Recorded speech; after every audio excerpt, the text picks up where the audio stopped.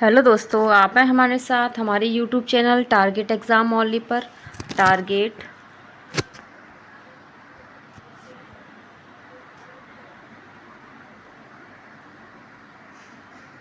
Exam only पर हैं। और जैसा कि आप सभी जानते हैं कि हम आपके लिए डीएलएड फर्स्ट सेमेस्टर वालों के लिए प्रशिक्षु बैच लेके आए हैं। और ये बैच एकदम आपके लिए फ्री है। इसमें आपको सारी क्लासेस और पीडीएफ फ्री प्रोवाइड कराई जाएंगी। और यहाँ पर हम अपना टाइम टेबल देख लेते हैं कि टाइम टेबल का शेड्यूल क्या है। तो आपको पता है कि हिंदी की क्लास जो है हम कंप्लीट कर चुके हैं, उसका सारा सिलेबस हो गया है। उसके लिए मैंने आपके लिए कुछ प्रैक्टिस सेट भी डाले हैं। इसके बाद मैं आपको पढ़ा रही हूँ बाल विकास पेपर फर्स्ट, और इस क्लास की टाइमिंग होती है 5 बजे की। और इसके बाद आपको अंजलि मैम पढ़ाती हैं। अंजलि मैम आपको संस्कृत पढ़ाती हैं, उनकी क्लास की टाइमिंग होती है 4 बजे की। और वो कंप्यूटर भी पढ़ाएंगी, तो कंप्यूटर की क्लास की टाइमिंग होगी 3 बजे। तो यहाँ पर भी आप आना ना भूलें। बहुत अच्छे से बेसिक से आपको कंप्यूटर और संस्कृत पढ़ाया जा रहा है। इसके बाद रंजीत सर आपको पढ़ाएंगे। रंजीत सर आपको मैथ्स पढ़ाएंगे और उनकी क्लास की टाइमिंग होगी 6 बजे की। ठीक है, तो यहाँ पर ये हमारी क्लासेस का टाइम टेबल है, इसको आप अच्छे से देख लीजिए। वैसे तो आपको पता ही होगा।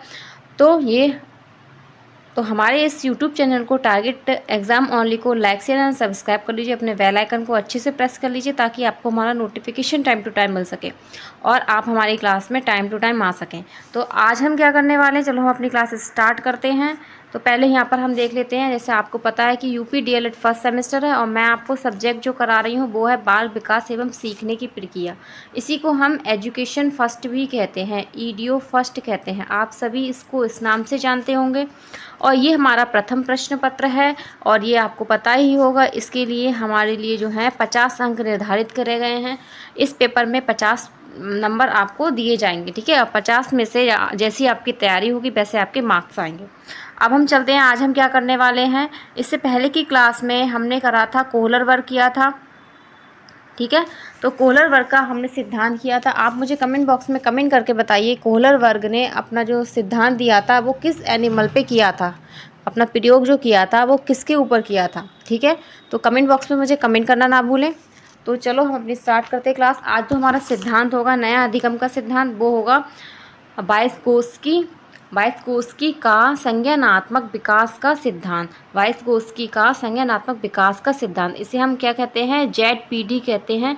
इसमें ही जेडपीडी और स्कैप फोल्डिंग होती है। ठीक है, तो इनका थ्योरी क्या है, सोशल कल्चरल डेवलपमेंट थ्योरी। कौन सी थ्योरी है, सोशल कल्चरल डेवलपमेंट थ्योरी है। ठीक है, और किसके द्वारा दी गई है, वाइगोस्की के द्वारा दी गई। तो इनके हम सिद्धांत के बारे में अच्छे से डिटेल में पढ़ेंगे। जल्द से जल्द मेरे साथ मेरी क्लास में जुड़ जाइए अपने थ्रू, और अपने फ्रेंड्स को भी इस क्लास में जोड़ लीजिए ताकि वो भी इसमें अच्छे से इसको सीख सकें। ये जो सिद्धांत है ये भी आपके लिए मोस्ट इम्पॉर्टेंट है। आप चाहे यूपी टेट लीजिए, सी टेट लीजिए या टीचिंग से रिलेटिव कोई भी एग्ज़ाम ले लीजिए, उसमें आपको जो सिद्धांत दिए होते हैं, प्रयोग दिए हैं, उनके बारे में क्वेश्चंस पूछे जाते हैं। ठीक है, आप प्रीवियस ईयर उठा के भी देख सकते हैं। तो यहाँ पर आज हम जो करने वाले हैं वो रचनावाद। ठीक है, रचनावाद। तो रचनावाद में कौन कौन से दो मनोवैज्ञानिक हैं, वो हैं संज्ञानात्मक रचनावाद और जो है सामाजिक रचनावाद। ये रचनावाद को दो टाइप्स में बांटा गया है, एक संज्ञानात्मक रचनावाद है, दूसरा है सामाजिक रचनावाद। तो संज्ञानात्मक रचनावाद को जो मानते हैं वो कौन है, जीन प्याजे हैं। कौन है, प्याजे जी हैं। और सामाजिक रचनावाद को जो मानने वाले हैं वो हमारे हैं लेव वाइगोत्स्की। कौन है, लेव वाइगोत्स्की हैं। ठीक है, तो ये दोनों ही हैं जो रचनावाद को मानते हैं, लेकिन जो है अलग अलग तरीके से इनका मानना है और इनके अलग अलग तरीके से सिद्धांत दिए हुए हैं। प्याजे जी को हम पढ़ चुके हैं, आप मेरी प्लेलिस्ट में जाके वहाँ पर देख सकते हैं। प्याजे ने जो भी सिद्धांत दिए हैं उनके बारे में सब कुछ मैंने आपको डिटेल में कराया है। तो आज हम कौन सा पढ़ेंगे, लेव वाइगोत्स्की पढ़ेंगे। ठीक है, तो सामाजिक रचनावाद से आपको पूछा जाए कि सामाजिक रचनावाद के मनोवैज्ञानिक कौन है, तो लेव वाइगोत्स्की हैं और बंडूरा हैं। कौन है, बंडूरा। अब हम देखेंगे लेव वाइगोत्स्की के सिद्धांत के बारे में। पहले हम इनकी कुछ बुक्स देख लेते हैं जो आपको एग्जाम में पूछी जाती है। पहली इसमें बुक है माइंड ऑफ सोसाइटी। कौन सी, माइंड इन सोसाइटी। सेकंड है thought and language, thought and language. और थर्ड इसमें बुक है साइकोलॉजी ऑफ आर्ट। क्या है, साइकोलॉजी ऑफ आर्ट। तो ये किसकी बुक्स हैं, ये हमारी जो बुक्स हैं वो है लेव वाइगोत्स्की की। लेव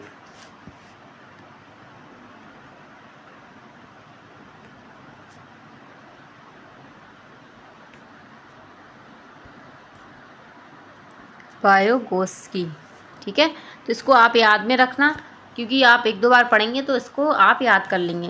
पहली बुक मैंने क्या बताई है, वो बताई है mind in society. Second book है thought and language. Third book है द साइकोलॉजी ऑफ आर्ट। ठीक है, तो ये बुक अगर आपसे जो 1 लाइनिंग क्वेश्चन है तो 1 नंबर यहाँ से आपका पक्का हो जाएगा। आगे हम चलते हैं, आप देखेंगे इनके बारे में। तो वाइगोत्स्की मूल रूप से रूस के प्रसिद्ध मनोवैज्ञानिक माने जाते हैं। कहाँ के हैं ये? रूस के प्रसिद्ध मनोवैज्ञानिक हैं। वह सामाजिक रचनावाद के प्रबल समर्थक के, किसके थे? सामाजिक रचनावाद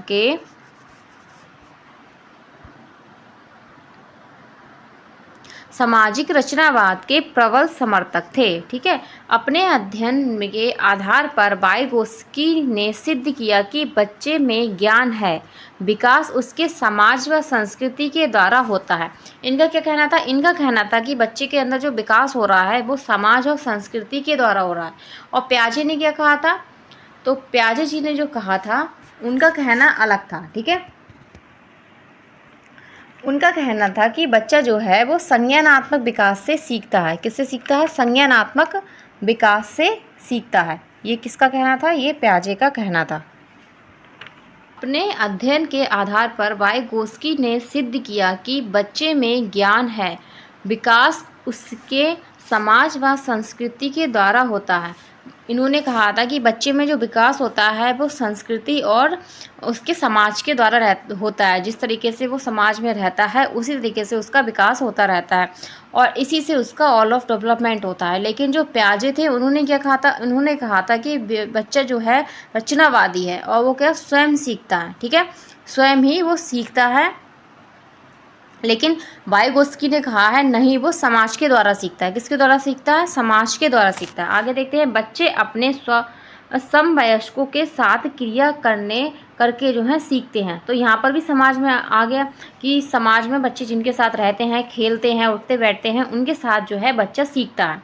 आगे देखते हैं, बच्चे का विकास पूर्ण रूप से समाज द्वारा होता है, इसीलिए समाज में पहले से ही ज्ञान का भंडार है। इसलिए बालक समाज से अंतःक्रिया के फलस्वरूप अपने कार्यों का नियोजन तथा समस्या समाधान में उस ज्ञान का सदुपयोग करता है। ठीक है, इनका यही कहना था कि बच्चा जो है अपनी समस्या को जो समाधान है वो समाज से जो सीखता है उसी के द्वारा ही अपने ज्ञान से जो है अपनी समस्या को सुलझाने लगता है और उनको सॉल्व करने लगता है।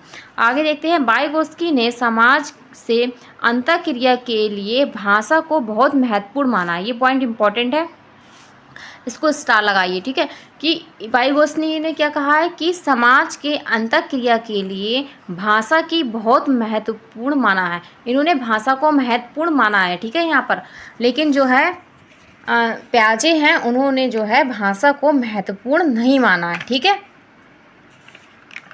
आगे देखते हैं आगे और क्या कह दिया अपने सिद्धांत ने। तो इस तरीके से देखिए, ये बच्चे क्या हैं, एक साथ ग्रुप में जो भी हैं खेल रहे हैं, अपना कार्य कर रहे हैं, स्कूल वर्क कर रहे हैं, तो कैसे सीख रहे हैं? ग्रुप में सीख रहे हैं।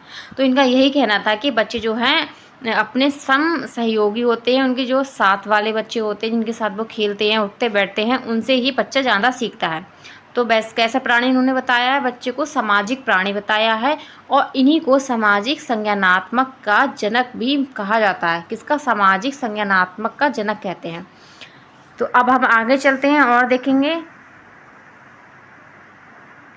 तो सामाजिक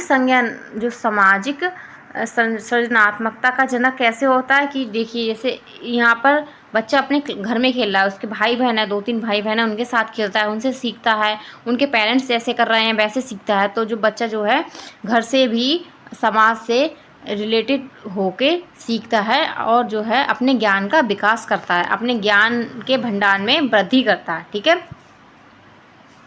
और सामाजिक अंतरक्रिया द्वारा सीखता है। अब हम आगे चलते हैं, आगे हम देखेंगे। और इन्होंने भाषा के 3 प्रकार की व्याख्या की है जो निम्नलिखित है। इन्होंने कहा है कि भाषा बहुत इम्पॉर्टेंट है बच्चे के विकास में। तो इन्होंने इसे 3 प्रकार से बांटा है। किस 3 प्रकारों में बांटा है उनके बारे में हम देखेंगे। पहला है आंतरिक भाषा। कौन सी? आंतरिक भाषा, इंटरनल स्पीच। क्या है? बच्चा कैसे करता है? इंटरनल स्पीच करता है। इस भाषा के अंतर्गत ध्वनियाँ या शब्दों का प्रयोग नहीं करता। यहाँ पे बच्चा ध्वनि और शब्द का प्रयोग नहीं करता। बालक के या व्यक्ति अपने विचारों, इच्छाओं को मन में ही रखते हैं, उन्हें व्यक्त नहीं करते। यहाँ पर बच्चा क्या है? अपनी जो चीज़ें होती हैं, अपनी बातें होती हैं, अपने विचार होते हैं, अपने मन में रखते हैं और किसी को जो है शेयर नहीं करते हैं। ठीक है, तो ये हमारा क्या होगा? आंतरिक भाषा होगी, इंटरनल स्पीच होगी। सेकंड इसमें है निज व्यक्तिगत वाक, तो प्राइवेट स्पीच। क्या कहेंगे इसे? इंग्लिश में कहेंगे प्राइवेट स्पीच, निज व्यक्तिगत वाक। तो इसमें कोई बच्चा जो होता है वो खेलते हुए स्वयं से बातें करता है, या बच्चा जो है अगर कहीं जा रहा है या घर में अकेला है तो वो खुद से बातें करता रहता है। ठीक है, या आपसे क्वेश्चन में पूछा जाता है कि एक लड़की जो है अपने जो है कपड़ों को तय बनाते हुए खुद से ही कुछ कह रही है, तो यहाँ पर वो किस तरीके से किस भाषा का प्रयोग कर रही है? तो यहाँ पर हम क्या कहेंगे? वो प्राइवेट स्पीच कर रही है, कि निज व्यक्तिगत बात कर रही है, मतलब स्वयं से ही बातें करती जा रही है और कपड़ों की तय बनाती जा रही है।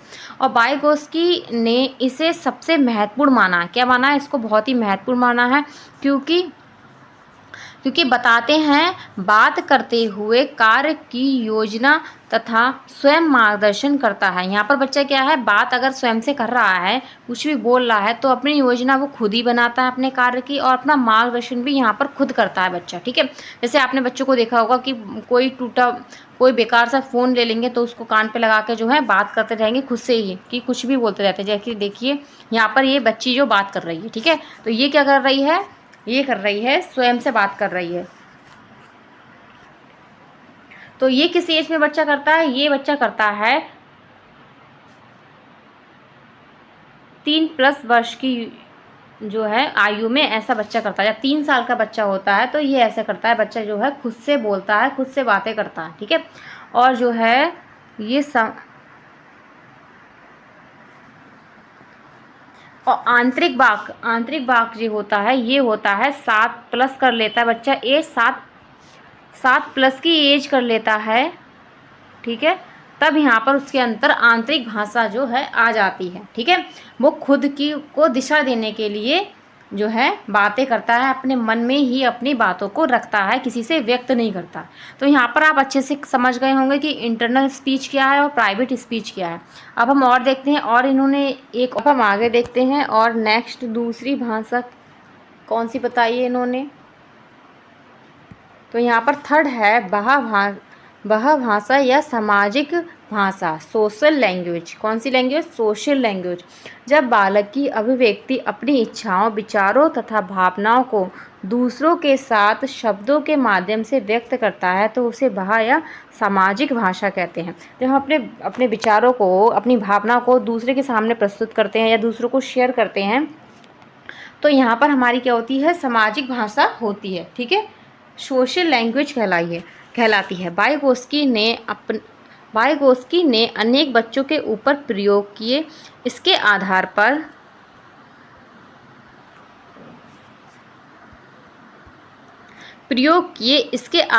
पर अपना प्रसिद्ध सिद्धांत प्रकाशित किया, और इस सिद्धांत का नाम क्या था? सामाजिक सांस्कृतिक विकास का सिद्धांत या सामाजिक रचनावादी सिद्धांत कहते हैं। ठीक है, तो इन दोनों में से आपको किसी भी नाम से क्वेश्चन पूछा जा सकता है। सामाजिक सांस्कृतिक विकास का सिद्धांत या सामाजिक रचनावादी सिद्धांत किसे कहते हैं? तो यहाँ पर आपको इसे डिफाइन करना पड़ेगा। ठीक है,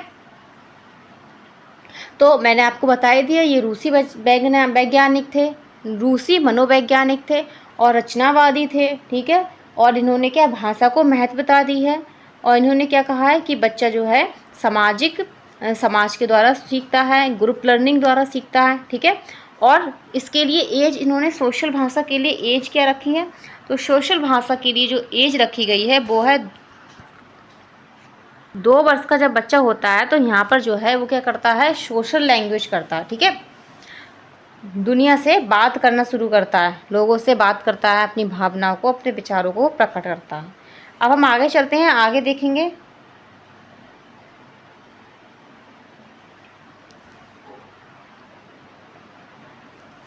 और यहाँ पर एक चीज़ इम्पॉर्टेंट और है, इसको मैं आपको लिख दे रही हूँ कि इन्होंने जो अपनी सिद्धांत दिया है इसमें कोई भी जो है एज नहीं बताई है। क्या बताई है? No age. क्या है? नो एज है इनके सिद्धांत में। और दूसरी बात क्या है इसमें कि इन्होंने कहा है कि ये सतत प्रक्रिया है। कैसी प्रक्रिया है? सतत प्रक्रिया बताया है इन्होंने, ठीक है। और तीसरी इंपॉर्टेंट बात इसमें क्या है इनके सिद्धांत में, इन्होंने कहा है बच्चा क्या है, अंतःक्रिया पर निर्भर रहता है। कौन सी क्रिया पर? अंतःक्रिया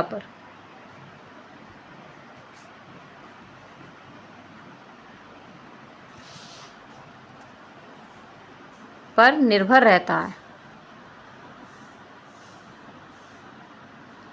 ठीक। तो आपसे क्वेश्चन में पूछा जाएगा कि कौन से मनोवैज्ञानिक हैं जिन्होंने अपने सिद्धांत में स्टेजेस नहीं दिए हैं और एज नहीं दी है। एक चीज़ और भी है, इनकी जो सिद्धांत में कोई भी स्टेजेस नहीं है। जैसे आपने देखा होगा प्याजे जी के जो सिद्धांत हैं उन्होंने स्टेजेस दिए है, पूर्व संक्रियात्मक और जो है संवेदी गामक अवस्था। तो ये सारी अवस्थाएं दी हैं, इन्होंने अवस्था नहीं है, इन्होंने केवल भाषा के रूप बताए। इस तरीके से इनका ये सिद्धांत है। और हम आगे जानेंगे इस सिद्धांत के बारे में। तो ये जैसे बच्चे जो साथ में खेल रहे हैं, तो ये क्या है, समाज के द्वारा जो है अपने सहयोगियों से, अपने साथियों से सीख कर जो है बच्चे सीखते हैं। आगे चलते हैं। इनके सिद्धांत को एक और चीज़ कही जाती है। इनके सिद्धांत को नेक्स्ट पेज नहीं, इसी पे लिख, चलो नेक्स्ट पेज पे लिखते हैं। इनके सिद्धांत में SCL, इन 3 चीज़ों को इनको इम्पोर्टेंस दी है। आपको इस तरीके से आप इसे याद कर सकते हैं। S मतलब कि सामाजिक अंतःक्रिया, सोशल इंटरेक्शन, ठीक है, सामाजिक अंतःक्रिया।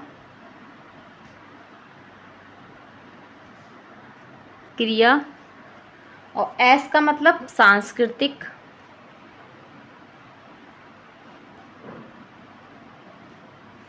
ठीक है, या कल्चर,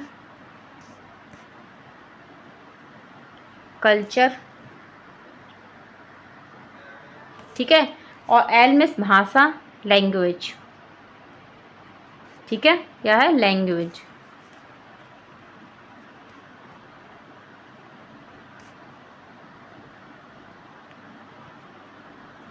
तो ये चीज़ें जो हैं इनके सिद्धांत में इम्पॉर्टेंट है, पहला, दूसरा, तीसरा। तो ये आपके लिए बहुत मोस्ट इम्पॉर्टेंट चीज़ है, तो इसको आप जो है बहुत अच्छे से याद रखें। अब हम आगे चलते हैं, आगे देखेंगे।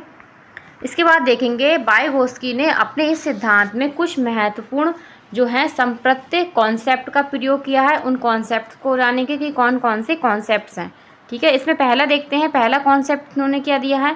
पहला कॉन्सेप्ट दिया है संभावित विकास का क्षेत्र। ये बहुत ही इंपॉर्टेंट है।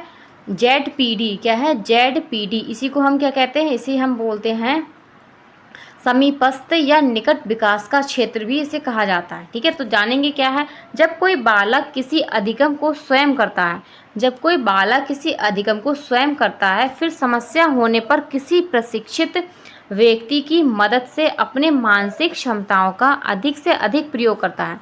जब बच्चा किसी चीज़ को खुद करता है, किसी कार्य को, और उसके बाद जब उसके सामने समस्या आती है तो वो क्या करता है, किसी से हेल्प लेता है, ठीक है, किसी से मदद लेता है। तो यहाँ पर क्या होता है, अपनी मानसिक क्षमता का अधिक से अधिक क्या करता है, प्रयोग करता है।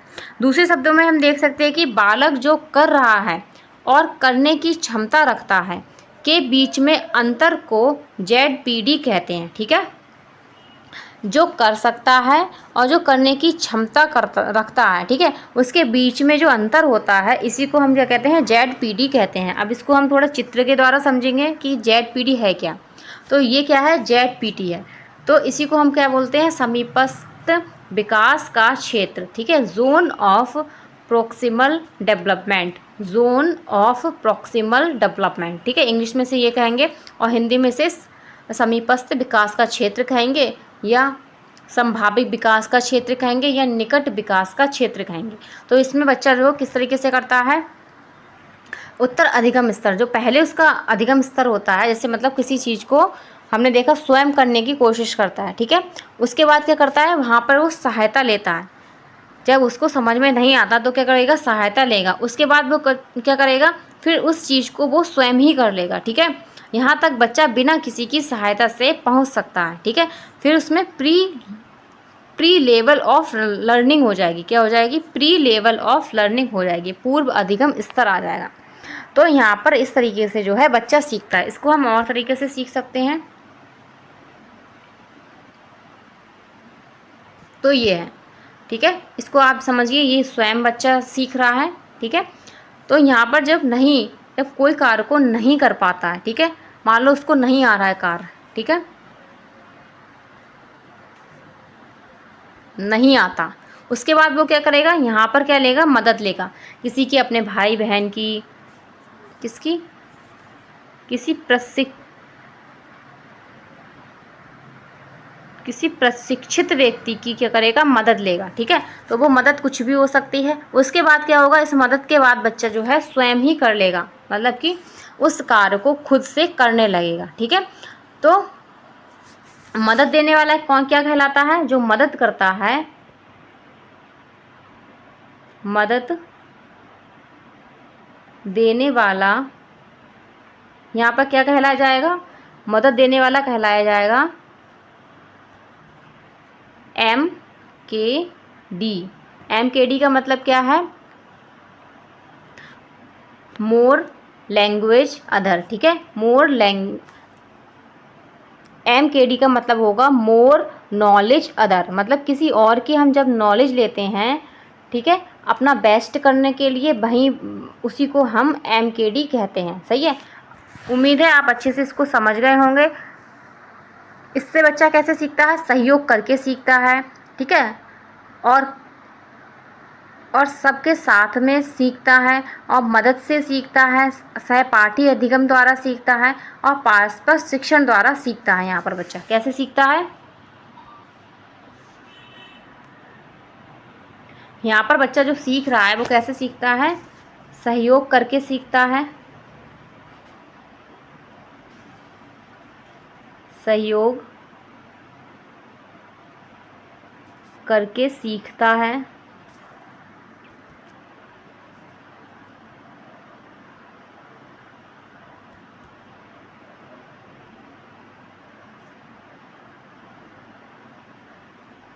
ठीक है। और क्या करके सीखता है, जो सबके साथ सीखता है, ठीक है, सब साथ आकर सीखते हैं, मतलब एक साथ सीखना है ना, सब साथ में सीखते हैं, ग्रुप लर्निंग इसे हम कहेंगे। और मदद से सीखता है कि किसी ने थोड़ी सी मदद कर दी और फिर क्या है, वो अच्छे से उसे चीज़ को सीख जाता है।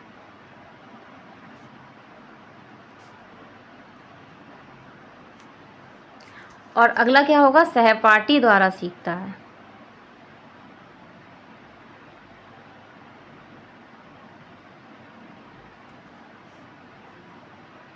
सहपाठी अधिगम होता है।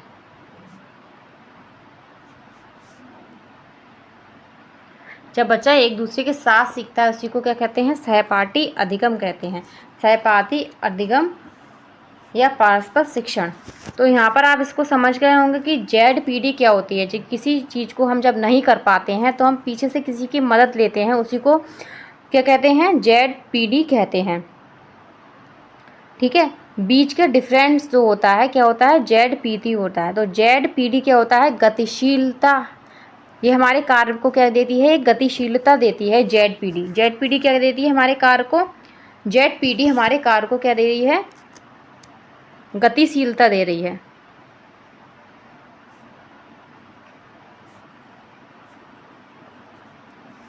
कोई हमें मदद कर देता है तो हमें क्या, थोड़ी सी सहयोग मिल जाता है और हम उस कार्य को और अच्छे से कर पाते हैं।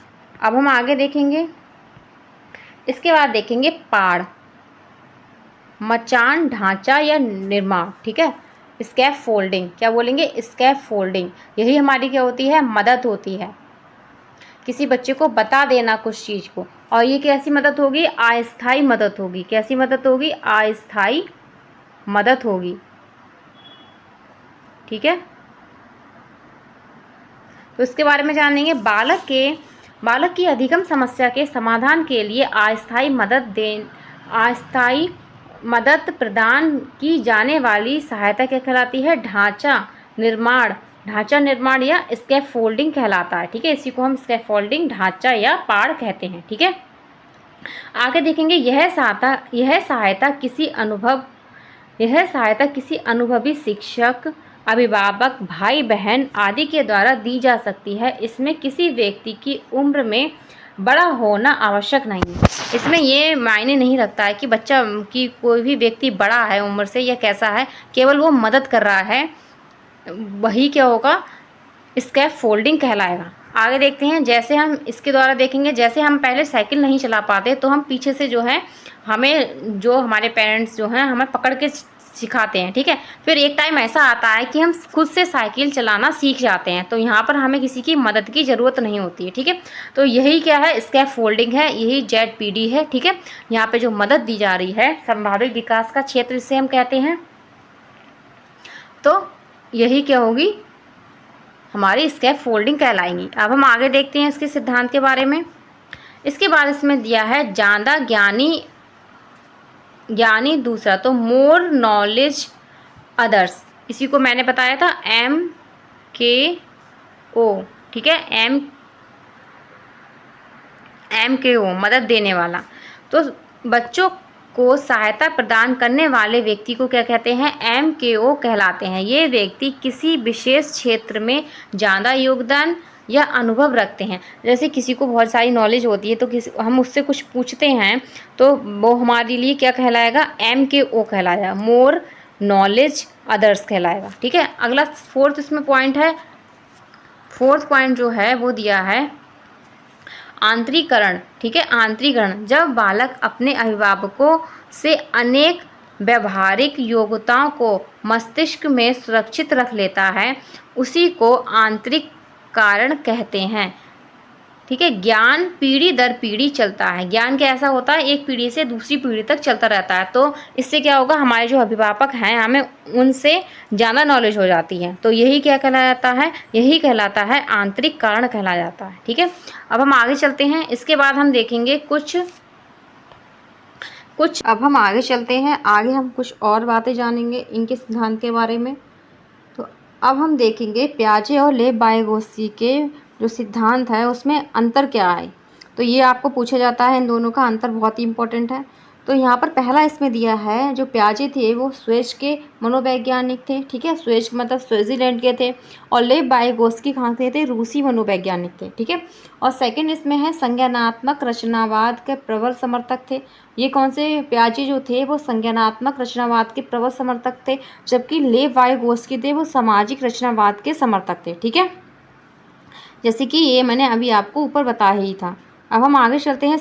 थर्ड इसमें दिया है, इस संज्ञानात्मक विकास का सिद्धांत दिया। पियाजे ने संज्ञानात्मक विकास का सिद्धांत दिया और वाइगोत्स्की ने सामाजिक सांस्कृतिक विकास का सिद्धांत दिया। ठीक है, और पियाजे जी ने क्या है, संज्ञान की व्याख्या 4 अवस्थाओं में की है। जैसे कि मैंने आपको पढ़ाया है, इनकी 4 स्टेजेस इन्होंने बताई हैं अपने पियाजे ने, तो वो आप मेरी प्लेलिस्ट में जाके देख सकते हैं पियाजे वाली क्लास में।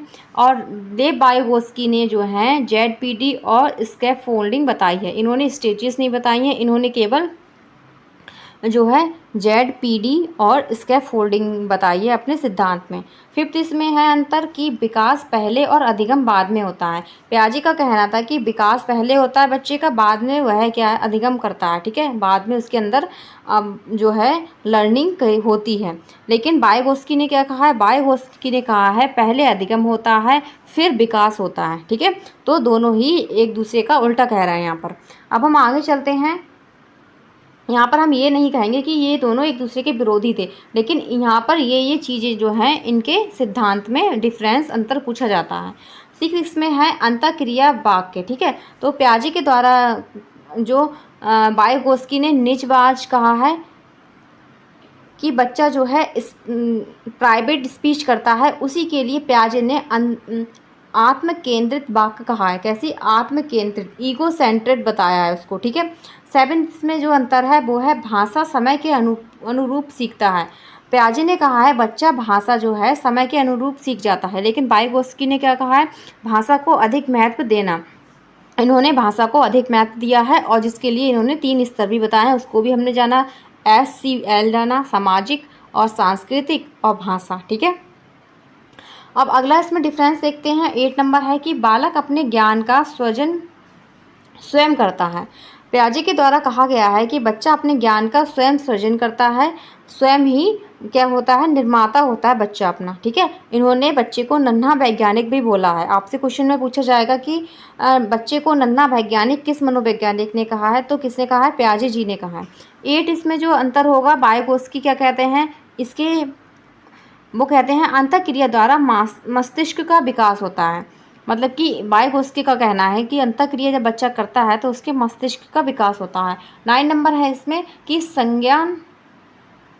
संज्ञान का वैज्ञानिक व सटीक विश्लेषण किया है इन्होंने पियाजे जी ने संज्ञान का वैज्ञानिक और सटीक विश्लेषण किया है। लेकिन जो वाइगोत्स्की है इन्होंने संज्ञान का स्वाभाविक क्षेत्र बताया। कैसे बताया? स्वाभाविक क्षेत्र बताया है, ठीक है। आगे चलते हैं, नेक्स्ट देखेंगे। अब इसका 10 जो अंतर है वो है पहले विचार आता है फिर भाषा आती है। पियाजे जी का कहना है बच्चे के दिमाग में पहले विचार आएगा, उसके बाद वो भाषा को सीखता है। लेकिन वाइगोत्स्की क्या कहते हैं? पहले विचार। वाइगोत्स्की का कहना है पहले भाषा आती है बाद में विचार आता है। तो यहाँ पर ये अंतर है इन दोनों के सिद्धांत के, ये आपसे पूछे जाते हैं, ठीक है। तो आप इसको अच्छे से जो है देख लीजिए और इसको पढ़ लीजिए, ठीक है। वैसे तो मैंने आपको समझा दिया, आपको समझ में आ गया होगा। अगर नहीं समझ में आया तो आप इस बार क्लास को एक बार और देखना, तब आपको अच्छे से समझ में आ जाएगा। तो यहाँ पर हमारी क्लास कंप्लीट होती है। आपको क्लास कैसी लगी है? आपको क्लास कैसी लगी है कमेंट बॉक्स में कमेंट करना ना भूलें। और हमारे YouTube channel target exam only को टारगेट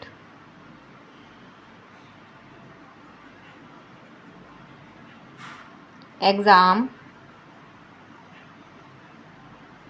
ओनली को लाइक शेयर एंड सब्सक्राइब करना ना भूलें। अपने बेल आइकन को अच्छे से प्रेस कर ले ताकि आपको हमारा नोटिफिकेशन टाइम टू टाइम मिल जाए।